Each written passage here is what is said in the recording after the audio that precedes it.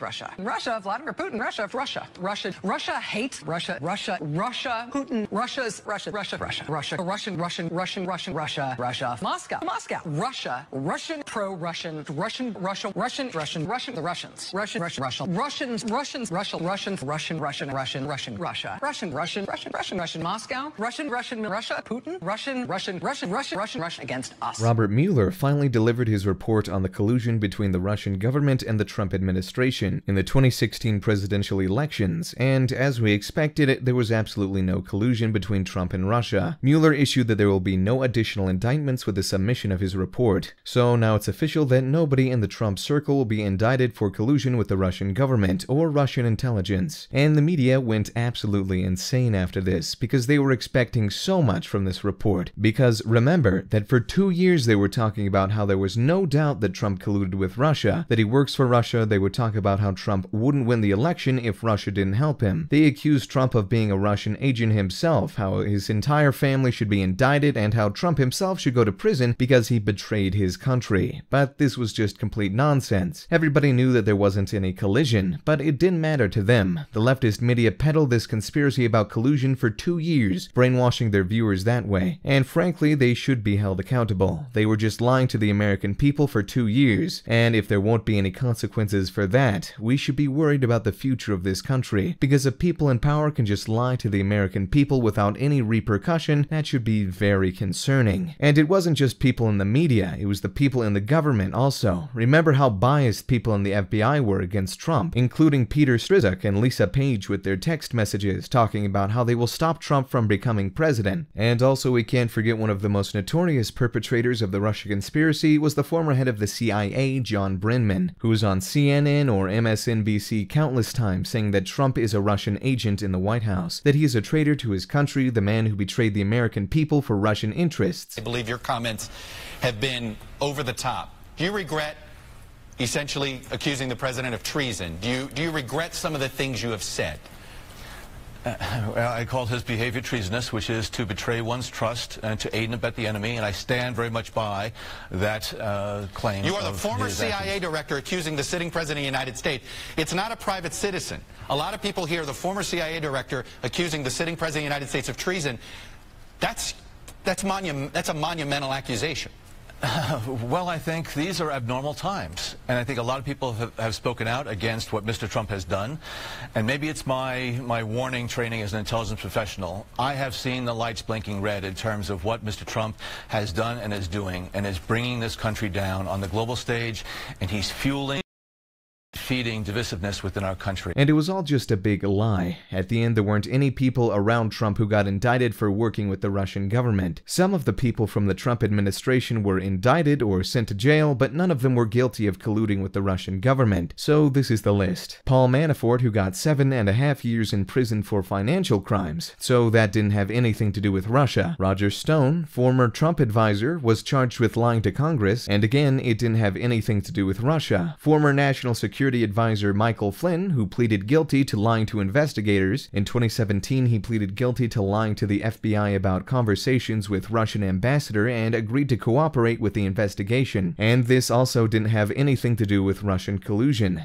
Then we have Rick Gates, who is Manafort's longtime business partner, a top aide in the Trump campaign and deputy chairman for the Presidential Inauguration Committee. Facing up to 6 years in prison, Gates pleaded guilty in 2018 to lying to investigators and conspiring to commit other offenses. Then Donald Trump's personal lawyer, Michael Cohen, who pleaded guilty to tax and bank charges, campaign finance violations, and lying to Congress. And the list goes on, with many Trump advisors and lower campaign staff being charged with lying to authority, financial crimes, or campaign finance violations. So that's basically it. Some of these people had their lives ruined. Some of them may die in jail, just because the Democrats couldn't get over Hillary Clinton's loss, so they started this bogus investigation, and at the end there was nothing. But it was fantastic seeing people in the media losing their minds after this, because they were telling themselves that Trump is a Russian agent, and of course there would be some evidence that he colluded with Russia. But at the end there was nothing, and they can't stand it. Especially was interesting seeing Rachel Maddow barely keeping it together in her opening segment, spending the better part of it on the verge of tears. You at home for joining us this hour. I will tell you what Chris is referring to is that a couple of hours ago, maybe even less than that, I was standing knee-deep in a trout stream in Tennessee. But now it's Mueller time. And so I'm in a studio in the great state of Tennessee. The trout are basically just as safe as they were when I was flailing away at them ineffectually this afternoon. And this isn't unexpected, since we know that Maddow's show has long used the Russian collusion narrative to criticize Donald Trump, saying that he actually serves Russian interests and not American. And again, someone needs to hold these people accountable for these lies they've been spreading without any evidence. And now they're freaking out because now they finally got caught in a lie, and people can see what kind of people work in the media these days. It's a Fox News alert. Robert Mueller has submitted his report on the Russia investigation to Attorney General William Barr. Fox News is reporting that Barr will deliver a letter to Congress as early as tomorrow, and that letter will summarize Mueller's key findings. Here's what else we know. Mueller is not going to indict anybody else, and Mueller was not obstructed in any way during his investigation. So at the end of nearly 2 years of investigating, no one has been charged with anything relating to Russian collusion, and they won't be. ABC News is reporting that President Trump is in, quote, great mood, and told friends at Mar-a-Lago that he was, quote, glad it's over. He even hit the links with Kid Rock at Trump International earlier today. And the left couldn't have been more wrong. I think more indictments are coming, and I think they'll be broad-based, and there'll be a general conspiracy indictment. There are indictments in this president's future. They're coming. We believe we may well have a criminal in the White House, and the next step is going to be the Trump family itself. There was activities with the Trump campaign in Russia and releasing those hacks and guiding them to the states and the localities where they came from. Some of that was Jared Kushner's responsibilities. Some of it was Donald Jr. I think you're going to probably see indictments of both of those people.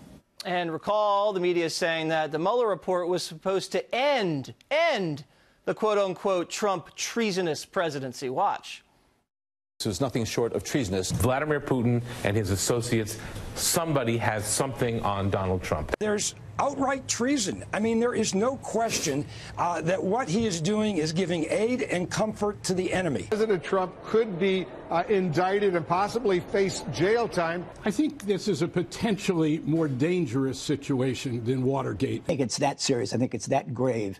I don't think anybody really gauges how imperiled this presidency is. The end is probably in sight. The end's not in sight for Donald Trump, but the end may be in sight for those who set the whole thing up. Joining me now with reaction, House Judiciary Committee member Congressman Matt Gaetz, Fox News contributors Dan Bongino and Sarah Carter, and former deputy assistant to President Trump and the host of America First on Salem Radio, Dr. Sebastian Gorka. This is probably the best panel ever assembled outside of a Hannity show. So I'm just happy to be a part of it. And I'll begin with you, Dan, because I know you've been chomping at the bit all day, and I can just see it in your eyes.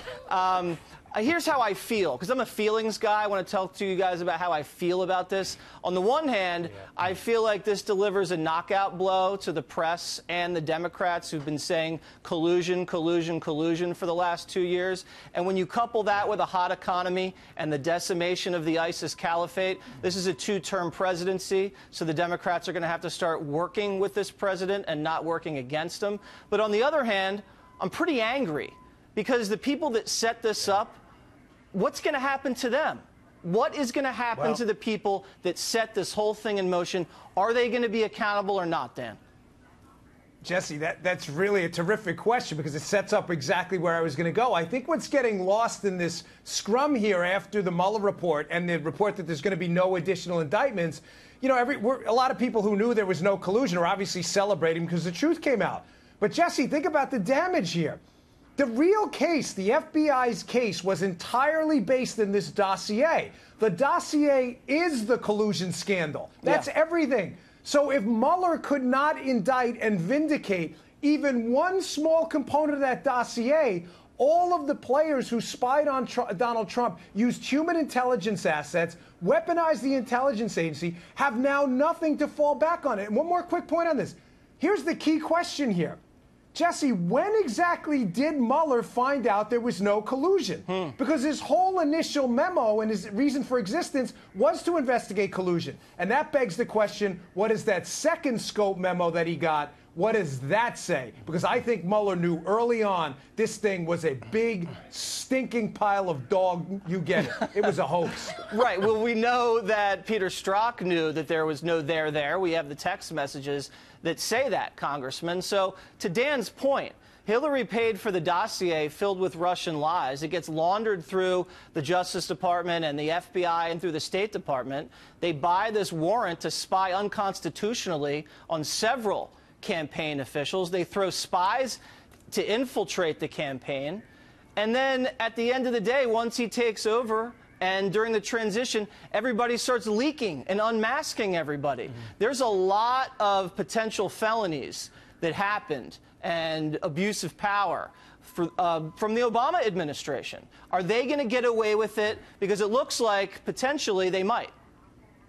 They were getting away with it under Jeff Sessions and Rod Rosenstein. The hope is with Bill Barr as the Attorney General, there's a new sheriff in town. We had 24 members of Congress who called on a special counsel to investigate the collusion that went on with the Clinton campaign, where you had hundreds of thousands of dollars paid to the Clinton Foundation to influence policy. Also, as I think Dan correctly pointed out, the real collusion here were Democrats hiring a foreign spy who was a known liar to the FBI to work with Russians to tell lies about the president to destabilize what has now become one of the most successful presidencies in the entire modern era. And so, 675 days the Mueller investigation took, longer than the United States' involvement in World War I and the Whiskey Rebellion combined. Out of those, we freed Europe and got cheaper whiskey. Out of the Mueller investigation, we didn't get a single indictment on collusion with Russia. That was the underlying issue. I don't think that the president's supporters should uncork the champagne quite yet. I think there will be negative things about the president in the report,